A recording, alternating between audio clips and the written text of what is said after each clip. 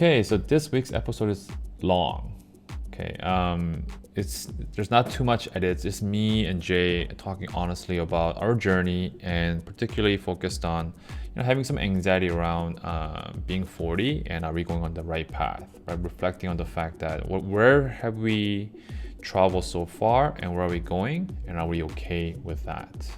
All right, so there's no big conclusions. I'm sorry that it's not in point form, so it saves you a lot of time.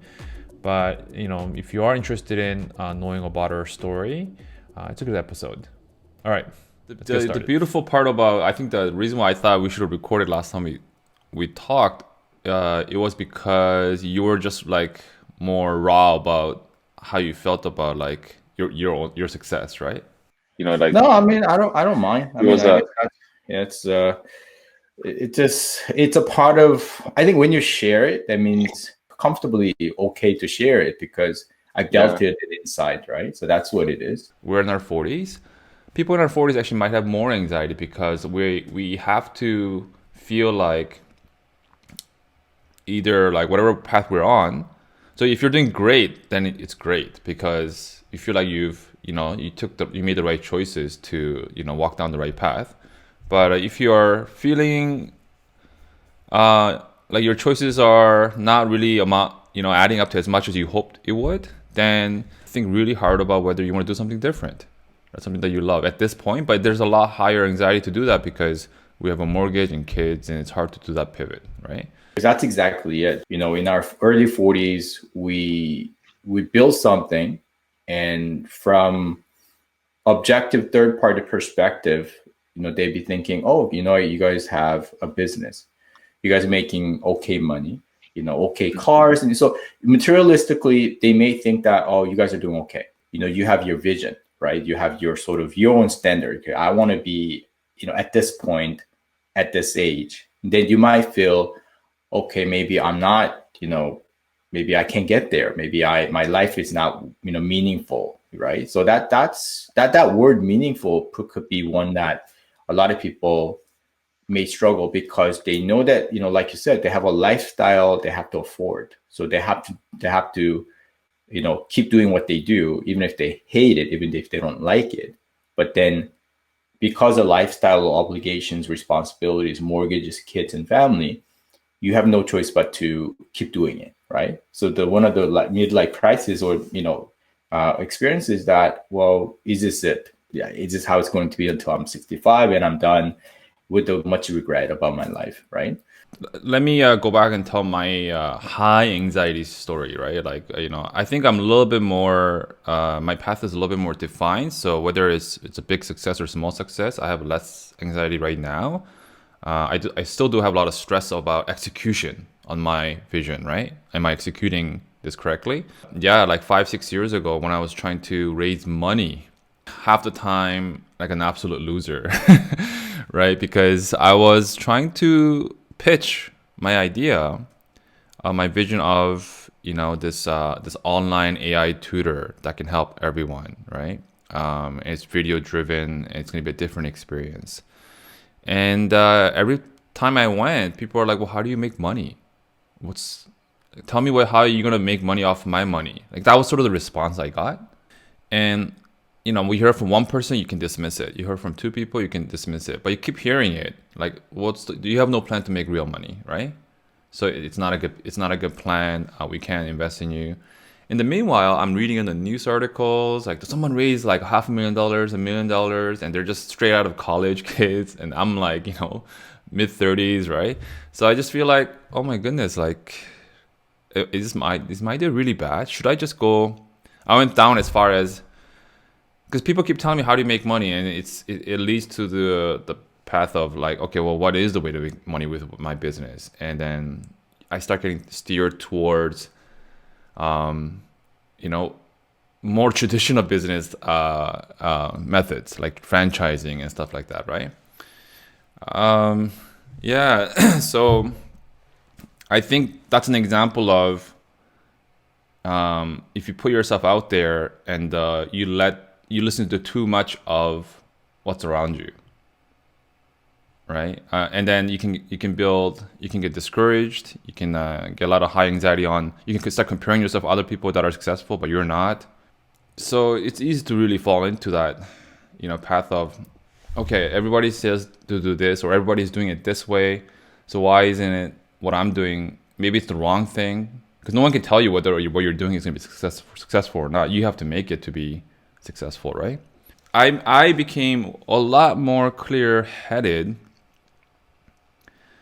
when I just was more true to myself. Like, what is it that I want to do?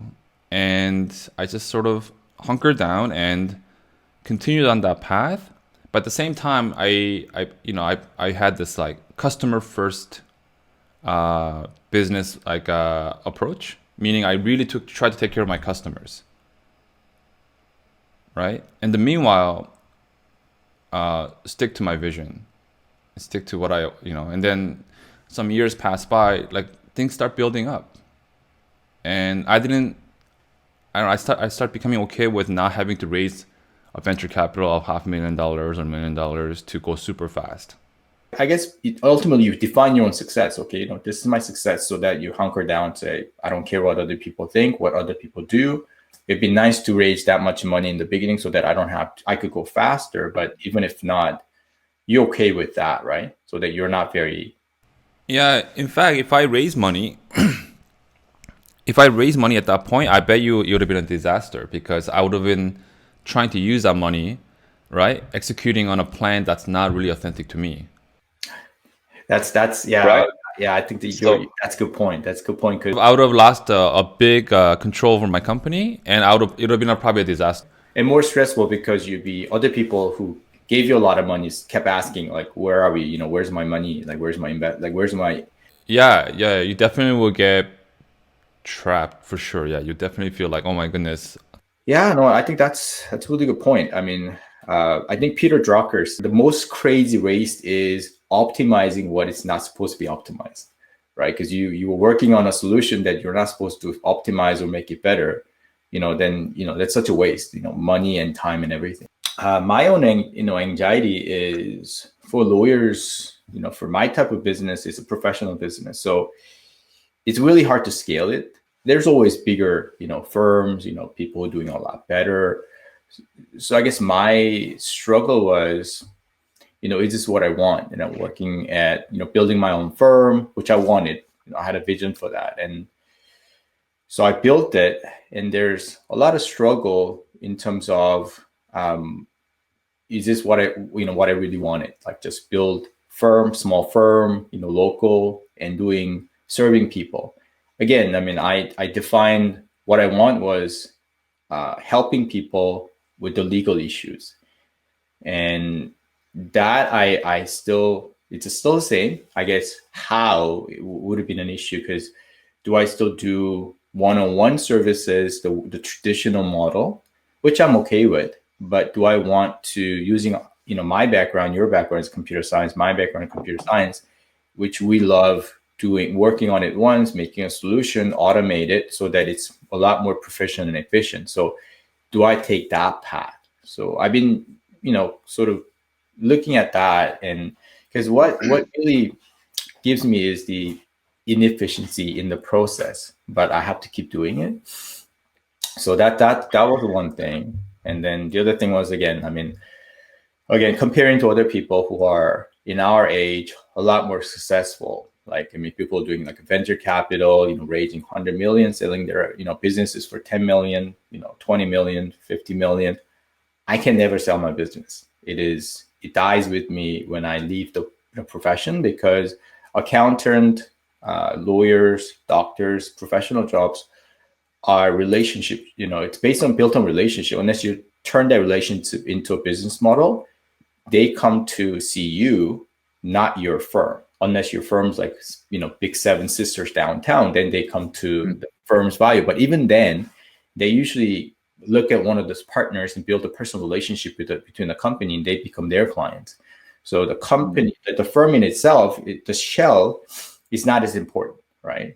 So that's one of the anxiety that I have. Like, would I regret doing what I did? And I couldn't clearly answer the question, would I regret not doing something, more like, along your line, creating a solution, venture capital. I guess ideally money shouldn't matter, because that goal should drive you. But yeah, I mean, for me, if I don't have to work, I mean, I still, so say, hypothetically, if I won 50 million Lotto Max, I buy it whenever it's 50 million, and it just makes me happy for a week.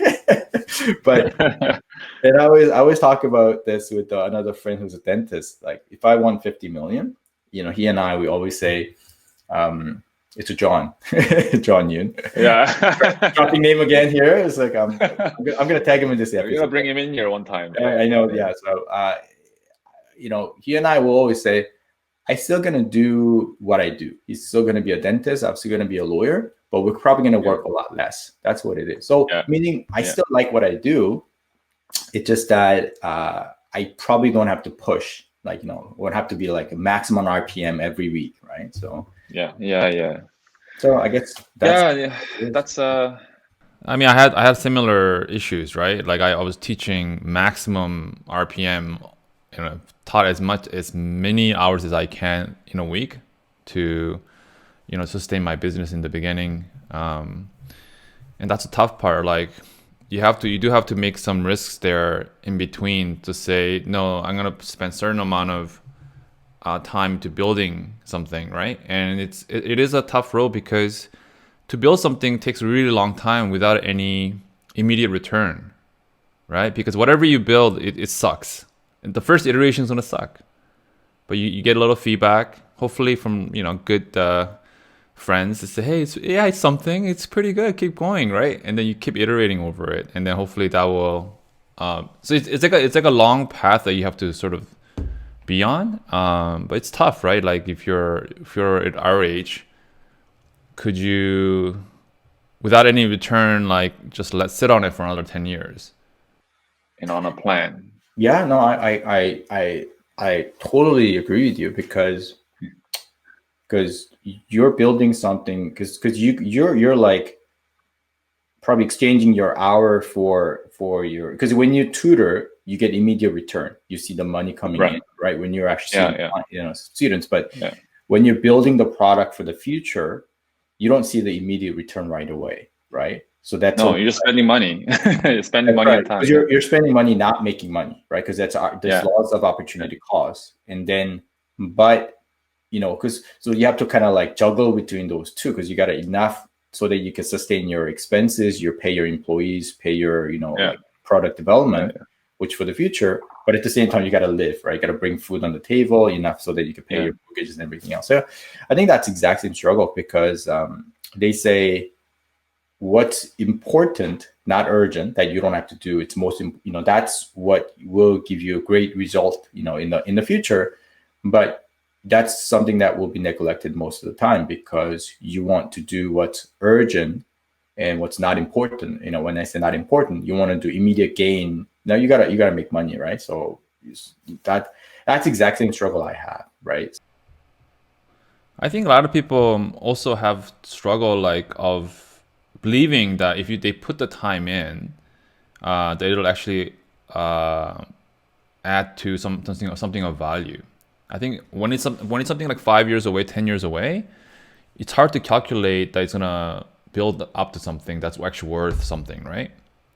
I think even young people, like I have, a lot of young students that I teach, they're still like, even though they have so much time, they have amazing, the leeway to start building something, they still want to just get a job, because they don't know how to calculate mentally, like, oh, if I actually worked on something for 10 years, from 20 to 30, right? Whether have stock options to build with somebody else or build it yourself, that's when true wealth can be built, But like they can't calculate that. The concept is not calculatable for a lot of people.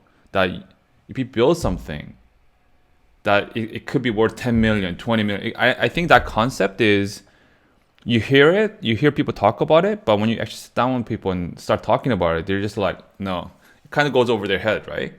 Because the immediate return gain, because like there's this, that makes sense, yeah, because I would call it the social wealth. People think that, I call it fake assets, like, safe and security. Oh, you have a safe and secure job with this company that right? Yeah. You have a social status that you have a job, a reputable company, right? You have, immediate like material gains and money, a little bit more than, or a lot more than when you invest your time within, time with the venture capital or the company that's just starting up, startups, right? Yeah. Versus, in order to do that, I think exact same thing, they have to go through exact same process that what you did. Authentically, what do you want?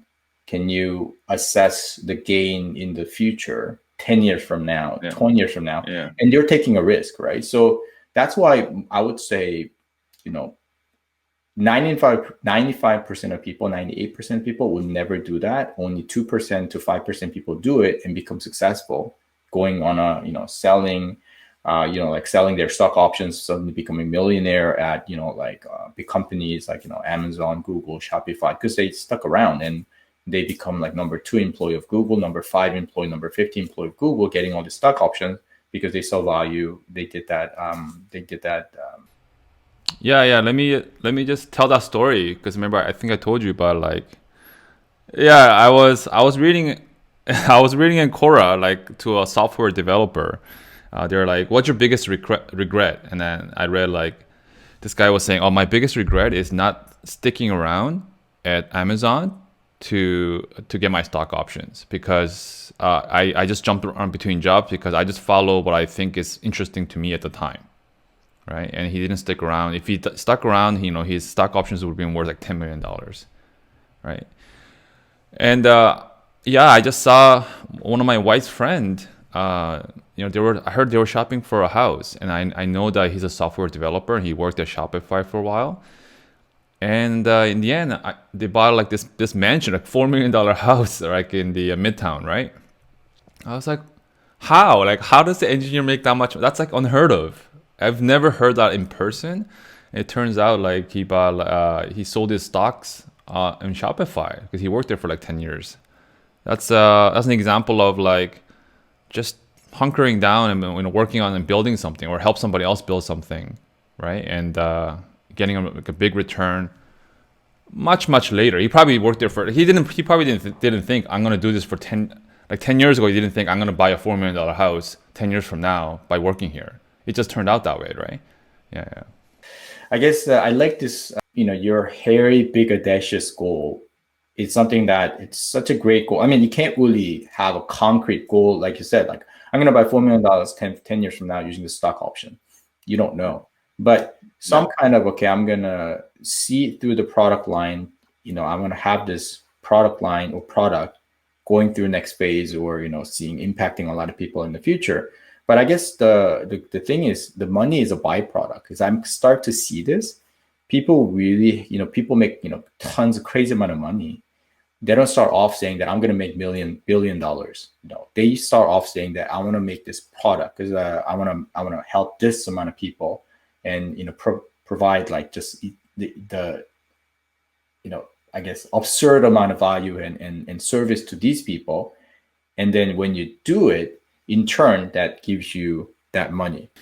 Yeah, I think for me, it didn't happen that way, to be honest with you. I think that's sort of the venture cap. I think if you had the right partners, you can think of it that way, and that might be a much faster way than what I'm doing. But I think for me, it was just, and this is, I think I can say this to maybe some younger people. Like, I started out saying I didn't get into too many directions. It felt great that in university I helped some of the younger grades and I was helping them. I felt like I mattered. And I just started out saying, you know what, that made me feel good. I'm going to do more of that. So I just started as, okay, well, you know what? I think if I do a really like gifted course math thing where I actually really truly prepare students for university, that would make me feel good. And then I did that, and then I realized no matter how hard I work, I hit a max at 50 students kind of thing. But I loved what I was doing, but I was feeling trapped. And then at that point, I was like, okay, I need to switch jobs, or I need to figure out, can I make this work for me? Can I make this scale somehow? So again, I hit a pain point, and I was just trying to like, okay, now if I want to keep doing what my passion wants me to do, I had to figure out a solution where this works for me business wise. And then it was a gradual process. Okay, well, I gotta, if I want to teach more students, I gotta start making videos. I need to incorporate technology. It worked out more gradual like that for me, right? So I guess yeah, the thing I want to say is like, if you actually have a passion, I think you might pursue the passion, but with some reflection, you might be able to find like a scalable solution that can build something. Not necessarily like, is this scalable? Okay, only if it's scalable, I'm gonna start. But you're not passionate about it, then you're not gonna be competitive because your product, maybe truly won't have the user experience or the technology to compete, right? Yeah. No, I think that's very important word, like a passion. Like because that's what keeps you going, right? Because there's always going to be obstacles, ups and downs. Because like eventually when you had that roadblock where everyone's telling you how are you gonna make me money when I give you money, but you kept going because you had a passion to do what you want to do is really efficiently help more students, right? Because you felt great about that, right? So had you not had a passion, you'd be like, if your goal was only just to make money, oh, it doesn't make money, then I guess I should stop, right? You would have switched out easily. But I guess what kept you going is the passion. I think that's number one sort of the common thing to a lot of people, who stuck around is that passion, right? I guess when I say passion could be in many different forms, but it's what keeps you motivated, keeps you going in certain direction. I notice people they focus on short game so much, short-term gain. Like I want to show people that I am this wealthy, or I can drive this car. I work at this company. I'm successful. It's sort of outwardly on their Instagram, Facebook postings. They lose the long-term sort of I guess long game, like something they should focus on for their lifetime. And then what you said is true, because it doesn't come until they reflect and think about what it is. Because you really have to sit down. Yeah. It doesn't come naturally. I think people don't really pay too much attention on these goals. So I think passion alone isn't enough. The reflection is very important, and iteration is very important. For me, the discouragement I got from the venture capitalist was compensated by my customers loving my product. So I was passionate, right? I put passion into my students. They gave me energy to keep going, right? So I still feel like, so there was two parts. Like, I think it's really hard if you don't have any customers and you only get negative feedback from one group, then I think that's when you stop. It doesn't matter how much passion you have internally. I want to be realistic here. Like, you're passionate about something, but like no one's giving you any positive feedback. I think I would have stopped too. I was able to balance some positive feedback and negative feedback in the way I was doing things. So I was able to keep going with my passion, right? I think that's I mean, that's how I guess with the I guess that means we're going to end our episode soon because our kids are up. Reflecting on your passion, and then feedback from your clients that they love your product. I know I know you have a lot of success stories who've gone through your tutoring sessions, your system of program, and they become like math leads, right? So that you really believed in your ability, and then you stuck to it, and then you actually, right now I think you have how many, if you don't mind, like how many users are usually using your product in any given month, like accessing your product? Like I think one in four kids are using it in Ontario in high school, right? Crazy though, right? Because that's you're helping that many kids every day online. And that whole thing is free, right? Yeah, a big chunk of it is free. Yeah, big chunk of it is free. Yeah, because you're helping kids with anxious or issues, difficulty with the math. I guess today's maybe you could end the episode or wrap the episode up. we had the concept of a circle, right? Like it's the circles of like your big reach. What is it? What are the long term goals? And then what are the smaller circles represent like more your immediate things that you can build for a more immediate return, right? I think you have anxiety people have anxiety because they don't have a circle that's defined. So your circle is constantly shifting. Maybe I want all this. No, I want all this. Like it kind of shifts, right? But if you fix your circle of this is what I want my reach to be and what I want to build like 10 years from now, 15 years from now, and then if that's set, you can start, actually start planning things around how you're going to grow that circle, how you're going to fill that circle, right? Then I think that a lot of that anxiety goes away, because people can say I'm bigger than you or whatever, but at least you are gonna make your circle nice and pretty. Yeah. So if that's defined, I think you get a lot less distracted. If you find yourself like your circle is shifting, that means you're following people telling you that you should get that circle. So you're like, oh, that looks nice, and but in reality, if you do that, you have nothing. I really like that circle because I'm still sort of I'm actually doing my like drawing circle, thinking about it all the time when I do like brainstorming. Even though I kind of knew my circle where my target was, it really helped me visualize it. Right? Okay, that's bigger circle, smaller circle. Just I don't know. Yeah, what do we mean by these circles? What are these guys talking about? Yeah, I mean, I guess we talked about it a few times here and there, but maybe. You could show like maybe you could show that you have that ability, you have that technology where you could actually do a whiteboard and transparent whiteboard. So maybe you could do that like a little bit of that, right? So okay, sounds good. So let's wrap up for today. I know that we gotta get to our kids here. I gotta go prepare breakfast now. That's what that is. Okay. So let's wrap up.